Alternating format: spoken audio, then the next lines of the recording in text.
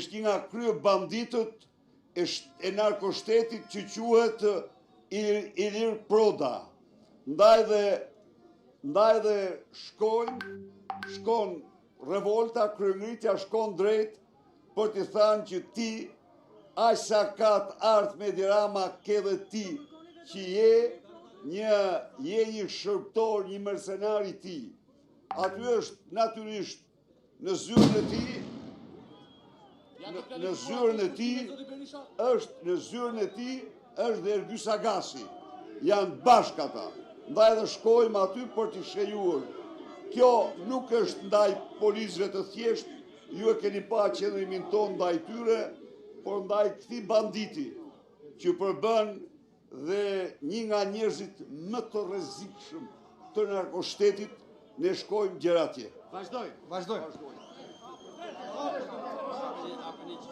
Ndalur për një moment rrugtimi sapo ka bërë bisedimin e tij të parë zoti Berisha me gazetarët, të shprehur për një marshim revolt, protest në rrugët e Tiranës për të shprehur zemërimin popullor, zemërimin ndaj Edi Ramës, ishte ai. Edhe 30 Belinda Balluku po të largohen, do të jesh ti objekti kryesor i revoltës popullore, është të shprehur Berisha, duke ju drejtuar kështu Edi Ramës.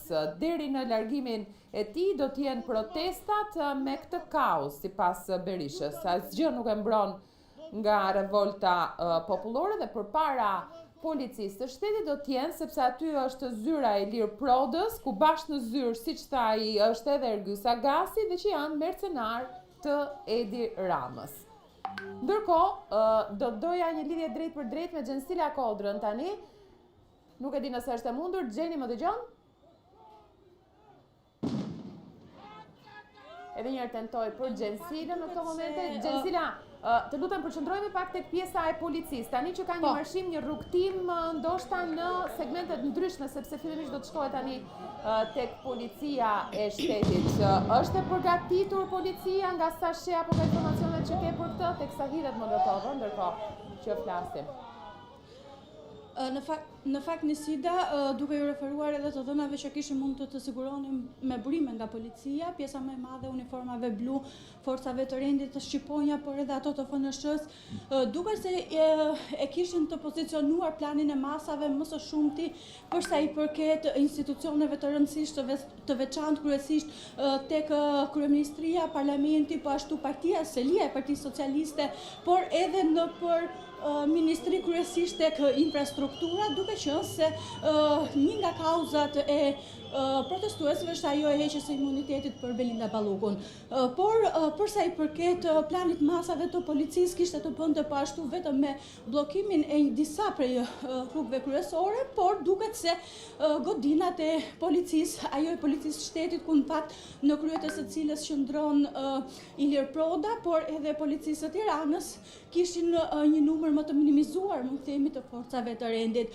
Duke se tashmë me marshimin drejt godinës drejtorisë përgjithshme të policisë së shtetit, ka nisur po ashtu edhe spostimi i njësër prej nga 1500 efektiv policie, një pjesë e tyre tashmë të cilët shkojnë dhe pozicionohen si gardë rrethues, mund të themi, në ambientet e drejtorisë përgjithshme të policisë së shtetit, pritet për tu parë se cila do të jetë hapa që do ndërmarrin pra këta protestues, duke qenë se një nga akuzat e hershme që kanë ngritur janë.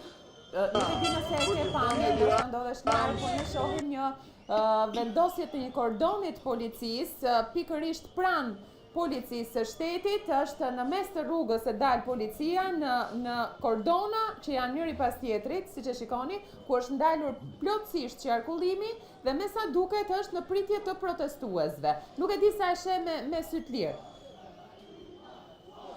Në fakt jemi ende pak larg Nisida, kjo është edhe ajo çfarë raportoja që fillimisht është vendosur, është parashikuar më saktë vendosej vetëm një numër shumë i ulët i forcave të rendit në godinën e drejtorisë përgjithshme të policisë së shtetit dhe policisë Tiranës, e cila ndodhet në një tjetër zonë, pra jo rreth bulevardit që ne bashkë me protestuesit jemi duke marshuar, por në fakt ka pasur po ashtu edhe plan masash mund të themi për bllokimin e kësaj rruge e cila nëse do të përshkruaj pra nga protestuesit, por me bërjen publike mund të themi të destinacionit parë që do të marshohet dhe që po marshohet më saktë drejt drejtorisë përgjithshme të policisë së shtetit, i me i hershëm ka qenë duket në këtë lloj forme të paktën edhe reagimi i policisë që kanë shkuar për të marrë, pavarësisht se në deklaratën e tyre zyrtare pra thuhet që nuk marrin përsipër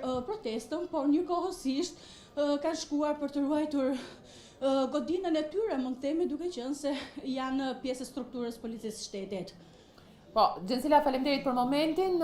Do doja tani një lidhje drejt për drejt me Renaldo Salianit, sa po të jetë mundur për të marrë më tepër informacion për atë çka ne po shohim edhe në të djathtë të ekranit, apo jo, sepse pati një lëvizje gjithashtu të forcave të rendit, ku sikurse përmendi dhe Gjensila Kodra, ishin në një farë mënyrë të përgatitur për këtë skenar të opozitës se do të shkohej tek policia e shtetit. Fillimisht pati, le të themi, një kakofoni informacioni se mund të shkohej tek drejtoria e Tiranës, pra drejtoria e policisë Tiranës, apo pas u bë qartë se do të zhvendoseshin fillimisht tek policia e shtetit.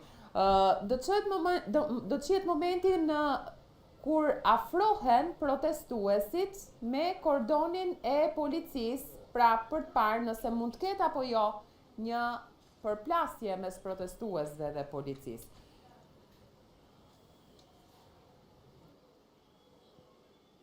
Dhe në deklaratën e tij të parë, pak momente më parë, një bashkëbisedim me gazetarët, shohim një herë, nderuar shikues, edhe rrugtimin që bën Berisha dhe protestuesit, si edhe eksponent tjerë të Partisë Demokratike, si edhe nga ana tjetër kordonin e policisë që i pret tek policia e shtetit. Renaldo Saliani më dëgjon tani.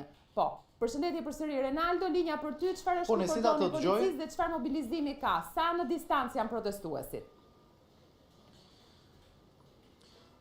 Protestuesit janë duke mbërritur në këto momente, janë në urën që është në Unaz dhe janë afro 50 apo 60 metra larg nga kordoni i policisë, ndërkohë që me njëherë sa po është vendosur që protestuesit do të drejtohen në drejtim të drejtorisë së policisë, drejtorisë përgjithshme të policisë së shtetit, efektiv të shumë të policisë së shtetit kanë krijuar një kordon në mes të rrugës për të ndaluar kalimin e protestuesve dhe afrimin e tyre në drejtim të policisë së shtetit. Janë efektiv të shumë policisë dhe automjetet policisë së shtetit, të cilët janë duke qëndruar në mes të rrugës për të bllokuar kalimin e protestuesve. Në këtë moment e shohim në pamje edhe protestuesit e parë që janë duke u afruar për të shkuar në drejtim të drejtorisë së policisë së shtetit. Do të shohim nëse do të ketë një ndërhyrje më përpara të efektive të policisë apo do të presin që protestuesit